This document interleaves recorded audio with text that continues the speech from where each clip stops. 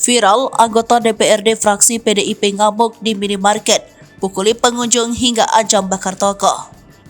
Viral di media sosial sebuah video yang memperlihatkan anggota DPRD Kabupaten Halmahera Tengah, Jonathan Pata, mengamuk di salah satu minimarket.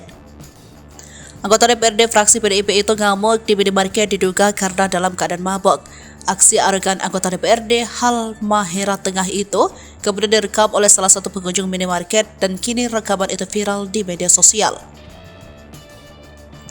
Adapun salah satu akun yang membagikan video itu adalah akun Twitter @report_id. Dalam keterangan unggahan itu disebutkan bahwa aksi Jonathan Pata ngamuk di minimarket itu terjadi pada Sabtu 29 Juli 2023. Dalam video singkat itu terlihat anggota dewan yang mengenakan celana pendek dan kaos putih marah-marah saat masuk ke toko. Di dalam toko, beberapa karyawan dan pelanggan Indomaret terlihat panik atas kemarahan anggota dewan yang sering disapa Jonathan.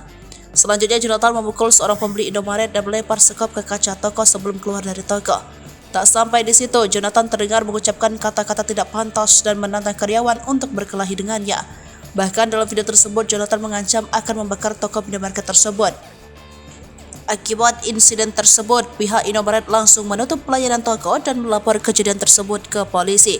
Selain itu, Jonathan juga terdengar berteriak tanpa jelas di sepanjang jalan raya Lely Left. Dilansir dari berbagai sumber, politikus PDIP melakukan hal tersebut karena dirinya kesal manajemen minimarket tidak membangun drainase sesuai permintaannya.